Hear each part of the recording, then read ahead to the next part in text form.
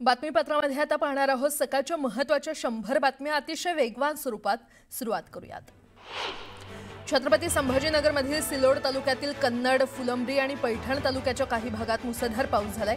जोरदार पावसामुळे जनजीवन विस्कळीत झालं असून ठिकठिकाणी पिकांचं मोठं नुकसान झालंय। शेतकऱ्यांना संपूर्ण कर्जमाफी मिळावी आणि नुकसान भरपाई म्हणून प्रति एकर 50,000 रुपये मिळावे या मागणीसाठी बच्चू कडूंनी अमरावती जिल्ह्यातून काढलेला महाएल्गार ट्रॅक्टर मोर्चा वर्ध्यात पोहोचला। मंगळवारी हा मोर्चा नागपूरमध्ये दाखल होणार आहे। अकोला जिल्हाधिकारी कार्यालयावर सकल आदिवासी एकता महासंघ आणि आदिवासी संघटनांच्या वतीने आरक्षणात अन्य समाजाने केलेल्या घुसखोरीच्या निषेधार्थ बोगस घुसखोरी हटाव जन आक्रोश मोर्चा काढण्यात आला होता। आदिवासी समाजाच्या वतीने अकोला जिल्हाधिकाऱ्यांना मागण्यांचं निवेदन देण्यात आलं। या मोर्चामध्ये आदिवासी समाजातील महिला, पुरुष, युवक आणि युवती मोठ्या संख्येने सहभागी झाल्या होत्या। अहिल्यानगरच्या कर्जत तालुक्यात पुन्हा मुसळधार पावसाने हजेरी लावली। आधीच निसर्गाच्या कोपाने त्रस्त झालेल्या शेतकऱ्यांच्या चिंता अधिक वाढल्या आहेत। पावसाने जोर धरल्याने नागरिक आणि शेतकरी वर्गात भीतीचे वातावरण निर्माण झालंय। नांदेड शहरातील पूरग्रस्तांना आर्थिक मदत देण्याच्या मागणीसाठी सत्तेत असलेल्या शिवसेनेकडून मोर्चा काढण्यात आला। यावेळी नागरिकांनी रास्ता रोको आंदोलन करत जिल्हाधिकाऱ्यांची गाडी अडवली। यावेळी प्रशासनाने पुन्हा पंचनामे करून आर्थिक मदत देण्याची मागणी शिवसेनेकडून करण्यात आली। राष्ट्रवादी काँग्रेसचे नेते धर्मराव बाबा आत्राम यांनी आपण येत्या वर्षभरात पुन्हा मंत्री होणार असल्याचा विश्वास व्यक्त केलाय। गडचिरोलीतील एका सभेत बोलताना आत्राम यांनी हे संकेत दिलेत। त्यानंतर देसाईगंज येथील दुसऱ्या सभेत महायुतीतच निवडणुका लढण्याचा उच्चार त्यांनी केला। पालघरमध्ये शिंदेंच्या शिवसेनेने राष्ट्रवादी शरद पवार पक्षाला जोरदार धक्का दिलाय। मोडगाव गटातील शेकडो कार्यकर्त्यांनी शिवसेना शिंदे गटाचे जिल्हा प्रमुख कुंदन संखे यांच्या उपस्थितीमध्ये शिवसेनेमध्ये जाहीर पक्षप्रवेश केला। हा मोडगाव गटातील शेकडो कार्यकर्त्यांनी शिवसेना शिंदे गटाचे जिल्हा प्रमुख कुंदन संखे यांच्या उपस्थितीमध्ये पक्षप्रवेश केला।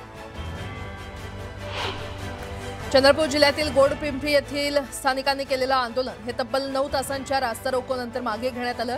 वाघ वन्यजीव संघर्षाने प्रभावित गावांमध्ये दिवसभर वन विभागाच्या कर्मचाऱ्यांची गस्त आणि वाघाला पकडण्यासाठी तातडीने 2 शूटर्स पाठवण्याची मागणी मान्य झाल्यानंतर स्थानिकांनी आंदोलन मागे घेतलं।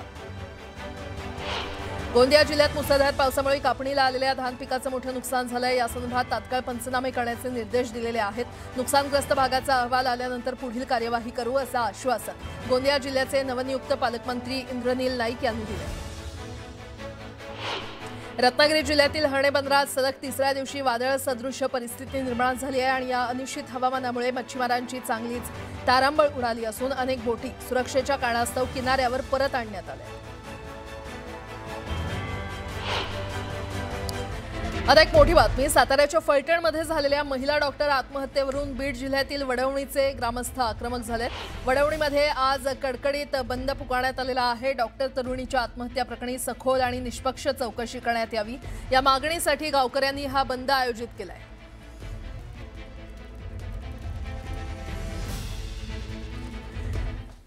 फलटणच्या डॉक्टर तरुणीने आत्महत्या केली नाही तर तिची हत्या करण्यात आली आहे असा आरोप या तरुणीच्या कुटुंबियांनी केलाय। या प्रकरणी एसआयटी स्थापन करण्याची मागणी त्यांनी केली आहे। मृत महिला डॉक्टरच्या कुटुंबियांनी बीडमध्ये पत्रकार परिषद घेतली आणि यावेळी त्यांनी फलटण पोलिसांच्या तपासाबाबत संशय व्यक्त केला। या प्रकरणात पीडितेच्या कुटुंबियांकडून एसआयटी मार्फत चौकशी करून खटला फास्ट ट्रॅक कोर्टात चालवण्याची मागणी केली आहे। पोलिसांना बातमी समजली होती आणि आम्ही 3 वाजता पोहोचलो। दरम्यान पोलिसांनी बॉडी इकडे आणली होती आणि मोबाईल सील केला आहे असं सांगितलं। पण जर तिचं व्हॉट्सअप स्टेटस जर आपण चेक केलं तर लास्ट सीन तिचा 11:13 आहे। मग त्या मधल्या वेळेमध्ये तो मोबाईल कुणी चालू केला आणि सील कधी केला याचे कोणतेही पुरावे आमच्याकडे नाहीत आणि म्हणूनच ही आम्हाला इथं खूप मोठी शंका आहे। तिची हत्या म्हणजे हत्याच आहे तिची। कदाचित त्यांचा दबाव असेल म्हणून आणि मग 2 दिवस तो एवढं फिरत राहिला। यांनी 5 पथकं वेगवेगळ्या बाजूला पाठवले, पंढरपूरला लोकेशन सापडलं म्हटले।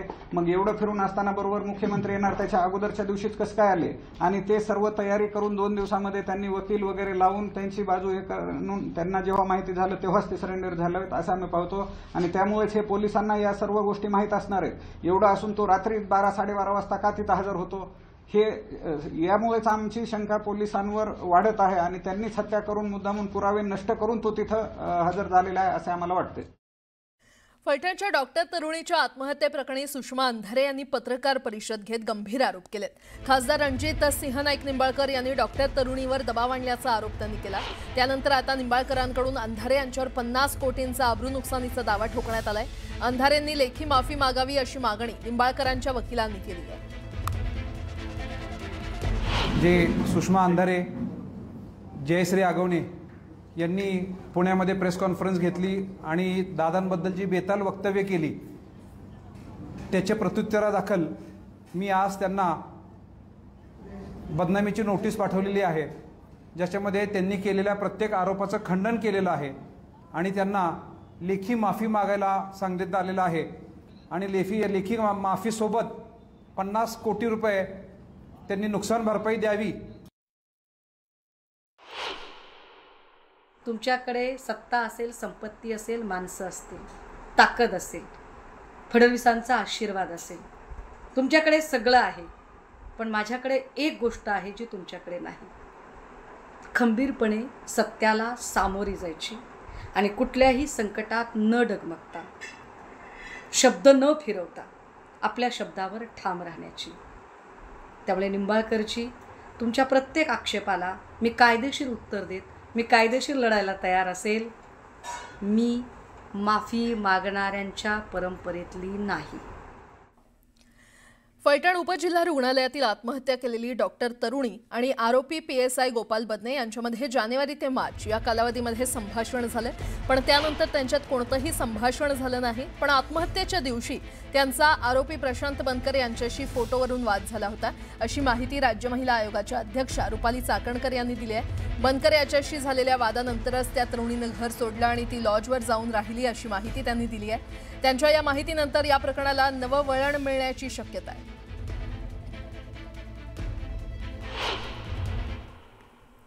ज्या दिवशी घटना घडली त्याच दिवशी लक्ष्मीपूजनचा दिवस होता आणि त्या अनुषंगाने प्रशांत बनकर यांच्या घरी डॉक्टर ह्या दिवाळी साजरी करण्यासाठी, लक्ष्मीपूजन करण्यासाठी होत्या।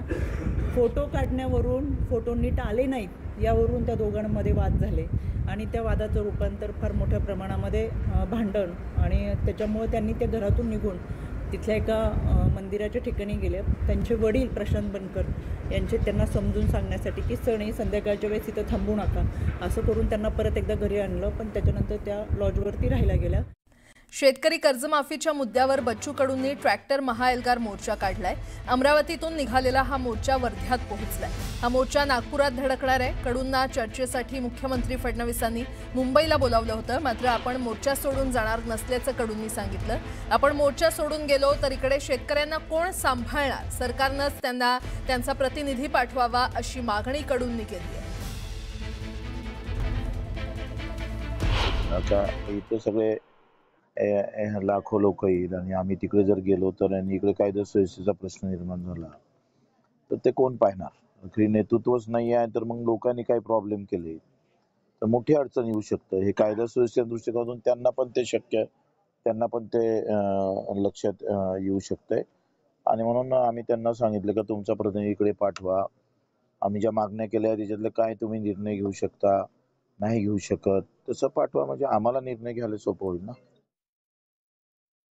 पुढची बातमी पाहूयात। एक मोठी बातमी। बच्चू कडूंच्या आंदोलनाची राज्य सरकारनं गंभीर दखल घेतली आहे। मुख्यमंत्री देवेंद्र फडणवीसांनी तात्काळ बैठक बोलावलेली आहे। सह्याद्री अतिथीगृहावर होणाऱ्या बैठकीत मुख्यमंत्री देवेंद्र फडणवीस, उपमुख्यमंत्री एकनाथ शिंदे, अजित पवार आणि चंद्रशेखर बावनकुळे उपस्थित राहणार आहेत। सरकारकडून बच्चू कडूंसोबत महादेव जानकर, राजू शेट्टी आणि अजित नवले यांना चर्चेसाठी निमंत्रण देण्यात आलंय। राज्याच्या मुख्य सचिवांसह प्रमुख अधिकाऱ्यांसोबत ही जम्बो बैठक होणार आहे।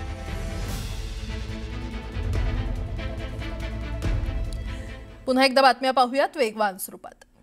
कोल्हापूर महापालिकेच्या आगामी निवडणुकीसाठीचा सर्वात महत्त्वाचा टप्पा म्हणून ओळखली जाणारी आरक्षण सोडत 11 नोव्हेंबर रोजी काढण्यात येणार आहे। राज्य निवडणूक आयोगानं सोमवारी या संदर्भात अधिकृत कार्यक्रम जाहीर केला। दरम्यान मतदार याद्या तयार करण्याचं काम वेगात सुरू असून निवडणुकीसाठीची सर्व प्राथमिक तयारी अंतिम टप्प्यात आहे।